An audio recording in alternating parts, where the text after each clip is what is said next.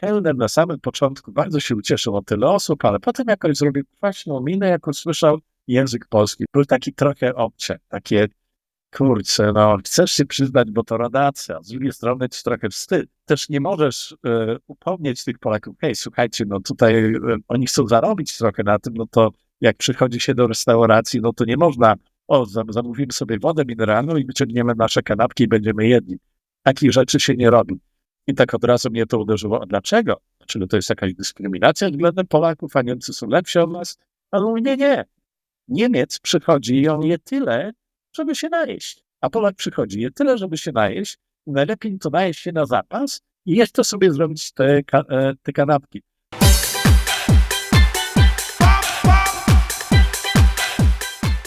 Witam na kanale Polacy w Ameryce Łacińskiej. Tutaj Marek z Panamy. I dzisiejszym tematem jest polskie piekiełko na emigracji. Polacy, tak samo jak narodowości chyba wszystkich innych krajów, przenoszą z sobą swego rodzaju cechy, które bardzo są związane akurat z tego typu narodowością. Niestety Polacy, my też zabieramy z sobą te same cechy, które mieliśmy w Polsce. Jest tak, że imigracja trochę to zmienia. W zależności kto jak długo żyje na emigracji i też w zależności w jakim środowisku obraca się, czy tylko w polonijnym, czy bardzo szybko wsiąknie akurat to inne społeczeństwo w tym nowym kraju, no to od tego zależy, czy te nasze wady to szybko znikną. Mi się wydaje, że one zniknąć to nigdy nie znikną, tylko po prostu są one dużo mniejsze. I akurat tutaj skupię się na takich przykładach, ale związanych bardziej z turystyką. Może coś takiego bardziej przemówi do typowego Polaka, ponieważ każdy Polak gdzieś tam jeździł, zwiedzał i z grupami z Polski, czy z grupami z innych krajów. I różnica jest bardzo duża. Myśmy kiedyś zdecydowali się na coś takiego, żeby dla odmiany już po 10 czy 15 latach bycia w Kanadzie stwierdziliśmy, wiesz co, wróćmy do Polski i weźmiemy sobie wycieczkę, ale z grupą z Polski. Bo to będzie coś takiego fajnego, to taki ekstra wymiar nam doda do tej wycieczki, ponieważ jeszcze będziemy przebywali z Polakami, prawda, no to jednak nadajemy na innych falach, mamy wspólne wspomnienia z dzieciństwa, jednak będzie tak fajnie. I było coś takiego, że no fajnie to było, ale też zauważyliśmy no, swego rodzaju wady, o których już zapomnieliśmy trochę. Tylko że ja tutaj od razu zaznaczę, że Polacy mają bardzo, bardzo dużo cech pozytywnych. Ale jak skupimy się na cechach pozytywnych, no to będzie to taka pogadanka dosyć nudna. Ale skupmy się może na tych właśnie negatywnych cechach. One są wbrew pozorom fajne, które dotyczą się nas, Polaków, nie? Mojej żony, większości osób nawet w Polonii, która jest na emigracji. Było tak, że wzięliśmy kilka wycieczek w ogóle z Polski, z grupami z Polski. Było tak, że pierwsza wycieczka to była do Ziemi Świętej. Tylko tutaj na uwagę zasługuje coś takiego. Do Ziemi Świętej to się jeździ jako pierwsza wycieczka, jak jest się blisko emerytury albo na emeryturze i się nigdzie nie było. No to żeby wybrać sobie wtedy to jedno miejsce, ponieważ nie miało się za bardzo kasy wcześniej, no to jak już się wybiera, no to jesteśmy bliżej Boga, to wybierzmy sobie Ziemię Świętą. Nie? Okej. I było tak, byliśmy w Jerozolimie i tam akurat jedną z atrakcji to są jakieś restauracje gdzieś na dachach budynków. No i tam akurat z naszymi znajomymi, których poznaliśmy na wycieczce, stwierdziliśmy, a to 2 pary sobie tam pójdziemy i wchodzimy na górę, a patrzymy za nami, połowa naszej wycieczki idzie, tak prawie 20 osób. No, nie ma sprawy. I wchodzimy tam na górę i kelner na samym początku bardzo się ucieszył o tyle osób, ale potem jakoś zrobił kwaśną minę, jak usłyszał język polski. Tak za bardzo nie wiedziałem, o co mu chodzi, o co ma do Polaków. Ale dowiedziałem się bardzo szybko. Jak tylko tam siedliśmy, to z tych innych osób, które przyszły, to prawie wszyscy zaczęli wyciągać kanapki z tory. To był taki trochę obcy, takie kurczę, no chcesz się przyznać, bo to rodacy, a z drugiej strony ci trochę wstyd. No bo to też rodacy. Więc za bardzo, no też nie możesz upomnieć tych Polaków, hej, słuchajcie, no tutaj oni chcą zarobić trochę na tym, no to jak przychodzi się do restauracji, no to nie można, zamówimy sobie wodę mineralną i wyciągniemy nasze kanapki i będziemy jedli. Takich rzeczy się nie robi. Teraz jest być może inaczej. Młodsza Polonia, jak podróżuje, być może czegoś takiego nie ma, ale to było może 15-18 lat temu. Coś takiego było. Ja pamiętam jeszcze dokładnie ta sama wycieczka i jesteśmy gdzieś w hotelu Betlejem. I było tak, że my jako jedyni musieliśmy z tej całej wycieczki pracować, więc zawsze sobie odpuszczamy tą kolację, musimy iść do pracy, potem gdzieś tam do późnej nocy siedzimy, oni już są na śniadaniu, a my dopiero wstajemy, więc zawsze na to śniadanie przychodziliśmy później. No wyrabialiśmy się, bo jemy dosyć szybko i było tak, że przychodzimy na to śniadanie, już cała grupa już tam dawno sobie je i właściwie są w połowie albo przy końcu. No to my wpadamy i patrzymy tak, no jest taki open buffet, ale chleba nie ma. I pytam się tego kelnera, słuchaj, ale tutaj chleba nie ma, czy nie możesz chleba jakiegoś przynieść? A on się tak na mnie patrzy z takim wzrokiem, tak zmrużył te oczy i tak, kurczę, ten wzrok oddał wszystko. Dokładnie wiedziałem, o co mu chodzi, bo jest tak, że my Polacy zresztą, tutaj nadmienię, nie tylko my Polacy, wszyscy właściwie z Europy Wschodniej i z Rosji, z Ukrainy, czy turyści z Rumunii, nie wiem jak za bardzo Czesi albo Węgrzy, ale to jest bardzo popularne, robienie sobie kanapek na wynos. Stąd też ten kelner tak na mnie się spojrzał i tak, co, brakuje ci chleba, no za mało kanapek sobie zrobiłeś, czy coś, nie? I znowu mi tak było, kurczę, no wstyd trochę, nie? Tak trochę byłem zły, ale no, tak było, bo ty poznać Polaka jest tak, że bardzo fajnie komentował to właściciel restauracji, nie restauracji, to był właściciel takiego resortu w Egipcie. On mówi, że jak przyjeżdża do nas Niemiec, to my go czarujemy, to znaczy on płaci mniej za cały pakiet niż Polak. I tak od razu mnie to uderzyło. A dlaczego? Czyli to jest jakaś dyskryminacja względem Polaków, a Niemcy są lepsi od nas? Ale on mówi, nie. Niemiec przychodzi i on je tyle, żeby się najeść. A Polak przychodzi, je tyle, żeby się najeść. Najlepiej to najeść się na zapas i jeszcze sobie zrobić te kanapki. I jest to tak, że to jest nie tylko Ziemia Święta, być może teraz jeszcze raz jest inaczej, ale wtedy tak było. Na jednej z wycieczek też braliśmy się z ekipą Polaków do Gruzji. I naszym przewodnikiem też była Polka. I to było coś takiego dziwnego. Jest tak, że wyjeżdżamy z hotelu gdzieś tam rano po śniadaniu o godzinie 9, 10:30, pierwszy przystanek i ona wyciąga wódkę i pijemy wódkę. I ja tak, no żartujecie, południa nie ma jeszcze, jak tak można?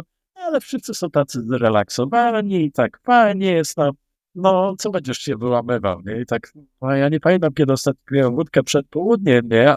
Ale no trzeba było. To akurat nie wiem, czy to jest za bardzo ważne do końca, ale taka ciekawostka właśnie związana, jeśli chodzi o polskich turystów. Ale też, żeby tak naprawdę nie wieszać psów na tych polskich turystach, na tych naszych bolączkach, no to nadmienię coś takiego. W bardzo wielu krajach, myśmy zwiedzili, nie wiem, 70 kilka krajów, tylko my bardzo wielu jesteśmy po kilka razy już, no to ilość tych krajów nie przybywa, ale podróżujemy bardzo, bardzo często. I bardzo często zadaję takie same pytanie właścicielom hoteli. Którzy turyści są najgorsi, a którzy są najlepsi? No i na przykład o najgorszych to właściwie tę odpowiedź bardzo często słyszałem od właścicieli hosteli. Jest tak, że oni mówią, najgorsi turyści są z Izraela.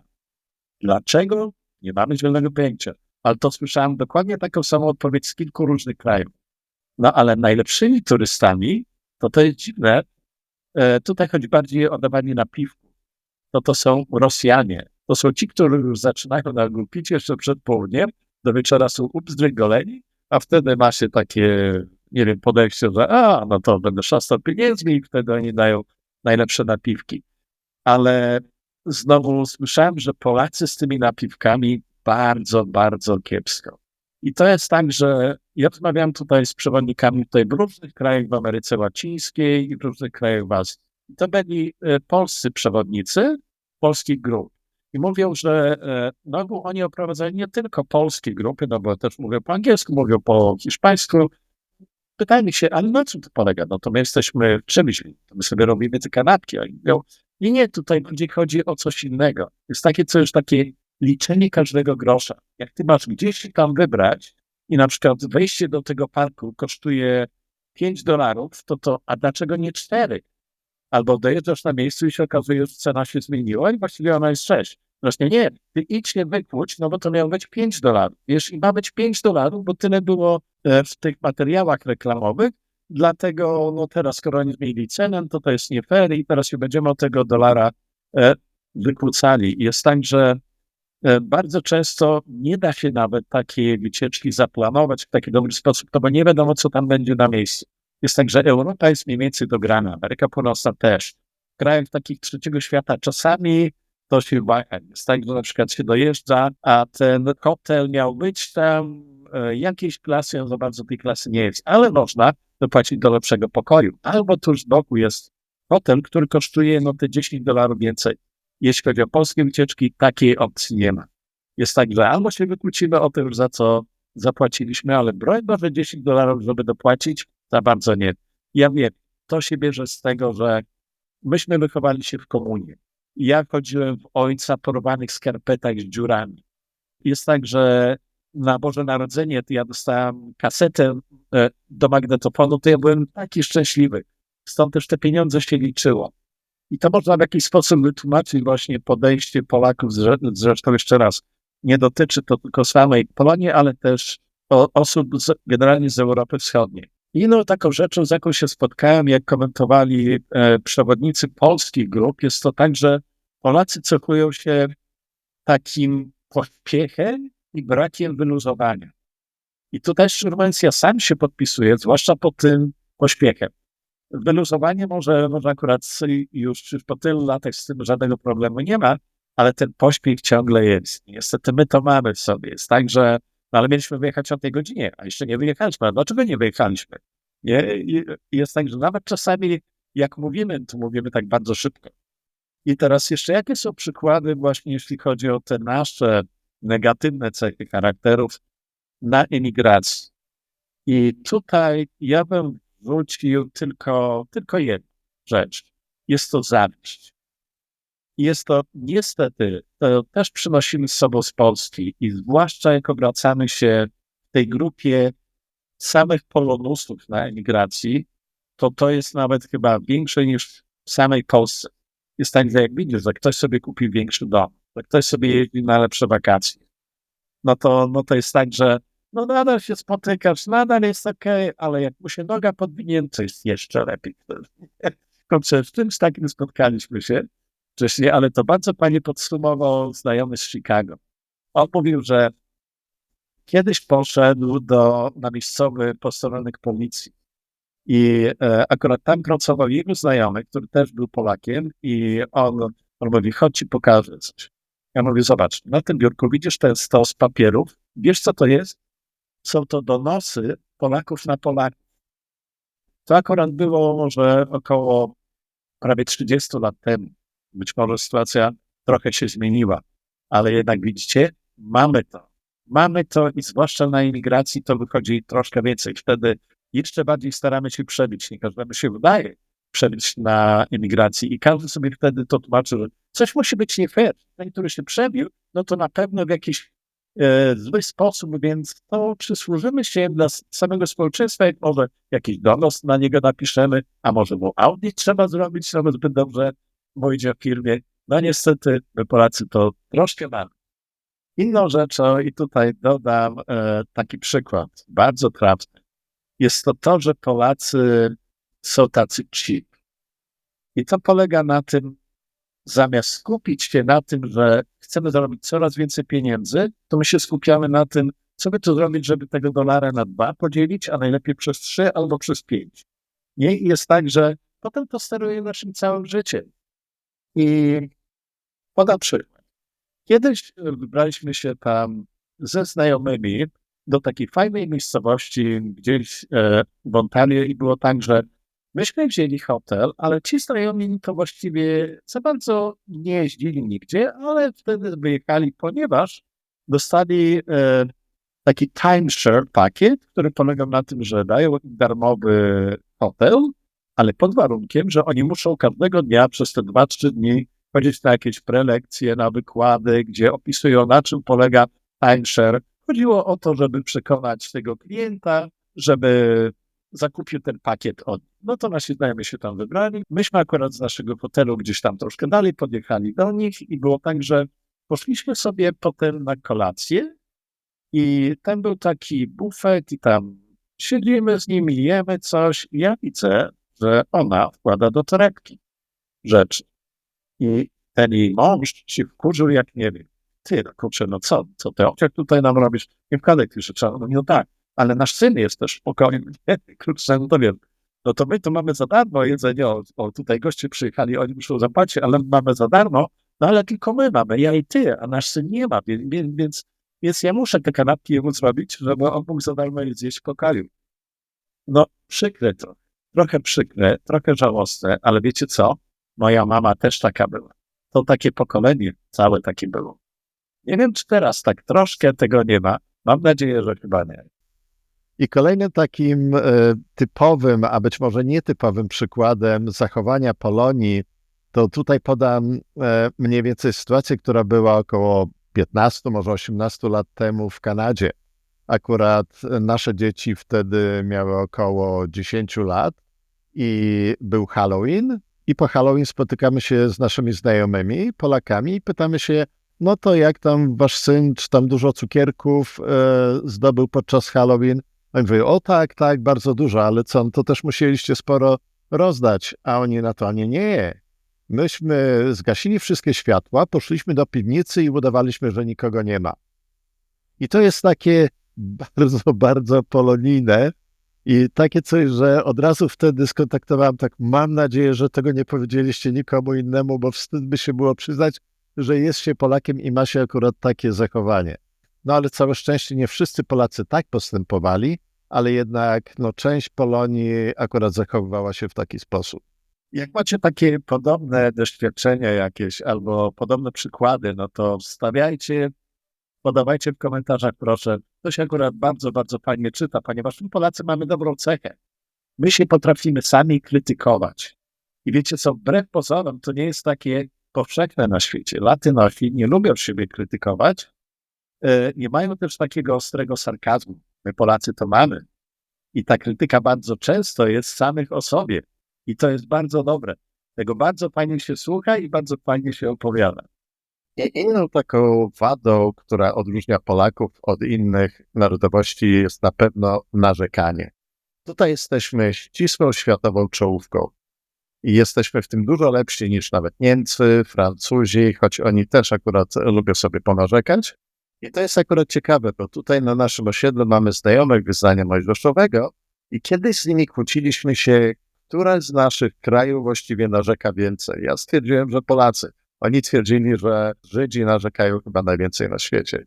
I doszliśmy do wniosku, że skoro mamy bardzo zbliżoną i historię, i sytuację ekonomiczną, bo duża część osób Izraelu, no to mogłaby znaleźć gdzieś tam swoich przodków w Rzeczpospolitej sprzed II wojny światowej, więc w takim razie te cechy wykształtowały się i u jednego, i u drugiego kraju. I generalnie przebywając z taką osobą, która narzeka dużo, nie jest takie miłe. Jest takie coś, że nawet jak ta osoba potem wyjdzie, no to jest tak, że jakaś ta atmosfera się zrobiła nie za bardzo w tym pokoju. I my ciągle coś takiego mamy, pomimo że większość naszego życia mieszkaliśmy poza Polską. Może akurat w naszym przypadku jest to może góra 30%, ale ciągle to jest. Jest tak, że wychodzimy na zewnątrz i mieszkasz w takim fajnym miejscu, że naprawdę masz dużo słońca, tutaj masz plażę, tutaj masz baseny, ta trawka jest podstrzyżona bardzo fajnie. I wychodzimy i tak, słuchajcie, jest za fajnie, musimy naprawdę coś znaleźć, do czego się przyczepić, no bo inaczej ten dzień byłby taki nudny. Stąd też my to może traktujemy trochę z poczuciem humoru, to naszą wadę, ale coś takiego niestety jest i Polacy właśnie wyróżniają się w tym za granicą i to bardzo. I to nawet słyszałem od nie Polaków, ale na przykład Amerykanów z dużych miast, gdzie Polonia jest duża, no to oni twierdzili, tak, Polacy wyróżniają się akurat jeśli chodzi o narzekanie i zwłaszcza jak się przebywa na emigracji, ale w grupach polonijnych, nie chce się wyjść za bardzo poza te ramki, to niestety za bardzo nie da się stracić tej cechy i ona istnieje. Ale dodam coś takiego interesującego na sam koniec. Zauważcie, że w krajach, gdzie narzeka się dużo, bo dla przykładu Polska, Izrael, tam jest bardzo duży postęp też. A w krajach, gdzie się nie narzeka, no to prawie cała Ameryka Łacińska, Tamten postęp jest, ale on taki jest może 50 lat czy 40 lat później.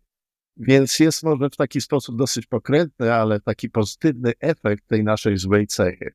Ale inną rzeczą jeszcze taką pozytywną, jeśli chodzi o Polaków, jest to, że my jesteśmy bardzo odpowiedzialni. To akurat, że my jedziemy do Niemiec, czy jedziemy do Anglii, to takiego znaczenia nie ma. Czy mieszkamy w Kanadzie, czy w Stanach też nie ma. Ale na przykład mieszkamy w Ameryce Łacińskiej, to widać i to bardzo widać, zwłaszcza w relacjach, jak na przykład Polak sobie znajdzie latynoskę żonę, albo Polka sobie znajdzie latynosa za męża i wtedy te różnice wychodzą. Ale to dopiero jak się z nimi rozmawia. Jest tak, że latynoski są bardzo zazdrosne. Polacy nie. Polacy to nawet traktują, hej, moja żona jest zazdrosna o mnie. To bardzo fajnie, no to ja się cieszę, bo moja, nie wiem, polska żona nigdy nie była zazdrosna. Ja tutaj doskonale zazdrosna. To znaczy, że ja jestem na łakowym kąskiem na tym ręku i od razu się czuję lepiej. To fajnie sobie tak wytłumaczyć. Ale jest tak, że znowu Polacy są bardzo, bardzo odpowiedzialni. Tutaj jest pewien zgrzyt. To opowiadał znajomy akurat z Kolumbii.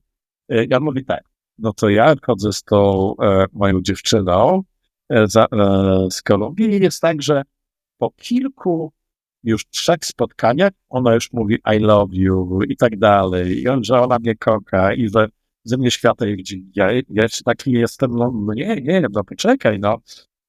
Bo jak ja bym jej to miał powiedzieć, to musi być tych randek chyba z 7, to ja przy sobie ułożyć to wszystko jakoś. Ja będę musiał sobie zaplanować całą resztę życia z tą osobą i dopiero wtedy, jak to wszystko mam ułożone, no to wtedy mogę powiedzieć, okej, no to ja też lubię i tak dalej, i tak dalej. I jest tak, że ale znowu zauważają to latynosi i latynoski. Oni mówią, że Polacy właśnie tą odpowiedzialność mają, że Polacy są też bardzo honorowi. Jak Polak powie, słuchaj, no to ja ci to załatwię. To Polak albo ci załatwi, albo jak nie załatwi, przedzwoni i ci powie, że nie mógł załatwić, dlatego i dlatego i dlatego. A tutaj jest takie, obiecam komuś, sobie rzucę słowo, no to właściwie my Polacy bardzo przywiązujemy wagę do tego, co mówimy, a Latynosi za bardzo nie. Inną akurat pozytywną cechą Polaków jest pracowitość. My akurat bardzo znani jesteśmy w krajach zachodnich z tego, że jak nam ktoś da szansę i nas zatrudni do tej fabryki, to możemy tam pracować przez całe życie. My będziemy bardzo honorowi, jeśli chodzi o tą pracę, będziemy się przykładali. Nie wszyscy, ale większość. I właśnie jest taka mniej więcej opinia o Polakach, że na nich można polegać. Jest tak, że Polacy wbrew pozorom, jeszcze raz, tego nie widać absolutnie, jak się mieszka w Polsce, ale Polacy mają wysokie IQ. Chyba w Europie to tylko prześcigają nas może Włosi. Ja nawet nie wiem, czy Niemcy są od nas lepsi, chyba nawet nie. Więc jeszcze raz, mieszkasz w Polsce, nie widzisz tego. No, twoi sąsiedzi są tacy sami, jacy byli. Ale jak obracasz się już w tych innych krajach i masz do czynienia z tymi innymi narodowościami, to tutaj niestety muszę dać bardzo dużego plusa dla Polaków i wcale nie mówię, że niestety. No bo to akurat niestety, jeśli chodzi o te inne nacje, ale my Polacy wcale akurat nie jesteśmy tacy źli. To tutaj podam praktyczny przykład. Znajomy akurat nie Polak, ale też obcokrajowiec tutaj otworzył sobie zakład stolarski i szukał pracownika do pomocy, żeby, no bo miał akurat tyle zamówień, że się nie mógł wyrobić. No i sobie przyjechał i okej, pracuję w niego kilka dni, ja mu dam do zrobienia drzwi. Ja mówię tak, on mi zrobił drzwi. Wiesz, gdzie mi zrobił klamkę? Po drugiej stronie, gdzie zawiasy są. To mówi, słuchaj, no jak ty mogłeś zrobić klamkę tam, gdzie są zawiasy? No nie wiem, nie? Tutaj nagłą odpowiedzi nie ma. Jak kogoś złapiesz na jakimś błędzie, to nie to, że ktoś się przyzna. Polak się nie zawsze, ale przyzna. Dużo bardziej. Latynos się nie przyzna. Jest tak, że nie wiem, zrobiłem i co, bo wiesz, kurzony tłumaczy dla miejscowego, ale no słuchaj, no ja teraz ten materiał muszę wyrzucić sam. Wiesz co, słuchaj, zawsze się robi po tej drugiej stronie. Jest taka zasada, wytłumaczą, w porządku. I mówi, wiesz co, zrobię mi drugie drzwi dokładnie w taki sam sposób, jak zrobił te pierwsze. Musiałem go wywalić. Ale mówi, ale ja mu zacząłem płacić dobre pieniądze. Wydawało mi się, że dobrze, jak ja mu zapłacę, nie wiem, zaczniemy od $1000 na miesiąc i wiesz sobie, potem to pójdzie w górę, no to się będzie starał. No, czegoś takiego nie ma. Mówię tak, czasami go musiałem podwozić, no bo deszcz pada, on nie ma oczywiście samochodu, tylko rower, więc podwoziłem go samochodem. Ja podjeżdżam tam, gdzie on mieszka, a tam nie mają nawet podłogi. Oni jakieś klepisko mają szyby w tym nieotynkowanym budynku, gdzie mieszkają. Jest żona i 3 dzieci, więc on jest jedyny ten, który zarabia pieniądze na 5 osób. No to aż mi się serce krajało, jak go musiałem zwolnić. No ale nie będę trzymał, no bo nie jest w stanie mi tutaj pomóc, a właściwie tylko tracę pieniądze na nim. No i tak jest. Nie wszędzie. Nie wszyscy latynosi też są tacy.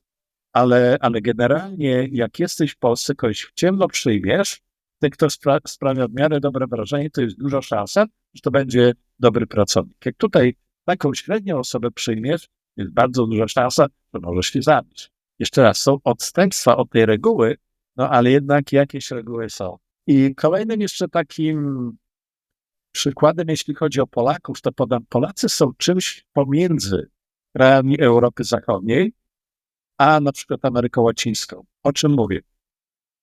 Jest taka indywidualność, tylko że ona nie jest aż na tak dużym poziomie, jak na przykład Amerykanie są indywidualistami.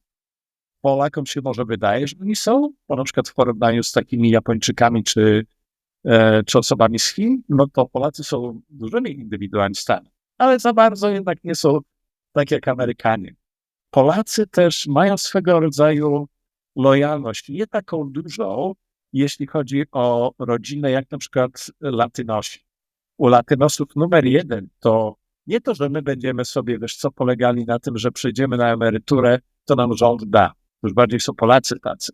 Ale akurat Latynosi są tacy, że jak przejdziemy na emeryturę, to nam nasza rodzina będzie musiała zapewnić ten byt. Oni będą musieli nam pomagać, bo my nie możemy liczyć akurat na rząd. I jest tak, że jest to bardzo typowe, zwłaszcza w tych ostatnich latach dla Europejczyków. Jeszcze raz, Europejczycy w bardzo dziwny sposób szczycą się tym, że oni polegają na programach rządowych. Tutaj czegoś takiego nie ma. Tutaj numer 1 rodzina w Ameryce Łacińskiej. I kolejnym dużym plusem Polaków jest, że Polacy radzą sobie dobrze za granicą. I zwłaszcza to wtedy widać, kiedy jest się już na drugiej emigracji w jakimś innym kraju niż w Europie Zachodniej. I to świetnie widać akurat w Ameryce Łacińskiej. O czym mówię? Myśmy przewinęli się przez jedną imigrację. Wyjechaliśmy do kraju, gdzie za bardzo nie znaliśmy języka, musieliśmy się go nauczyć. Musieliśmy nauczyć się, jak sprawy obracają się w tym kraju, jak sobie tam ułożyć życie. Więc to jest dla nas imigracja druga. Myśmy przetarli się przez tą pierwszą, więc znowu się uczymy języka, znowu uczymy się, jak tutaj operuje się na co dzień, ale w większości, jak tutaj mamy na przykład Amerykanów czy Kanadyjczyków, to muszę zaznaczyć, Polacy dużo łatwiej sobie dają radę, ponieważ na ogół dla Kanadyjczyka czy dla Amerykanina jest to pierwsza imigracja. Ci Amerykanie i Kanadyjczycy w Ameryce Łacińskiej, oni już nie mają takiej uprzywilejowanej sytuacji, jaką mieli u siebie, kiedy to myśmy byli imigrantami u nich w kraju. Jest tak, że jak myśmy przyjechali, patrzyliśmy w Kanadzie wtedy, jakie piękne były te domy, jak fajnie podstrzyżone trawniki, a myśmy w tej Polsce w latach 90. mieli tak szaro, ponuro. Czuliśmy się tacy, że musimy nadrobić to, chcemy być tacy jak oni. I oni też to czuli. Za ci imigranci, którzy przyjeżdżają, chcą być tacy jak my, no to my jesteśmy chyba widocznie ci lepsi. A tutaj ta platforma jest dokładnie taka sama. Zaczynamy od tego samego. Z tym, że my mamy dużo lepiej, ponieważ po pierwsze właśnie przewinęliśmy się przez tą pierwszą imigrację, a poza tym po drugie mamy doświadczenie od siebie z kraju, z Polski.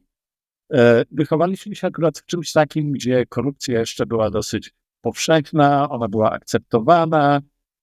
Stąd też akurat to, co jest naszą słabostką, jeśli chodzi o swego rodzaju takie wady, które wyszły z komunizmu, to czasami właściwie jest to korzyść, jaką mamy z tego później w życiu, ponieważ wiemy, jak się mamy obracać w tych takich dziwnych krajach, które nie są jeszcze tymi krajami zachodnimi. I wtedy jest nam po prostu tutaj dużo łatwiej. Polacy też cechują się tym, że mają taką otwartą osobowość. Tutaj muszę powiedzieć, że Kanadyjczycy też mają tą otwartą osobowość, Amerykanie też, Europejczycy za bardzo nie. I tutaj akurat mamy bardzo dużo znajomych z Bliskiego Wschodu. Jest tak, że w tamtej kulturze, no to jest w ogóle coś bardzo niewskazanego, żeby pytać się kogoś o poradę.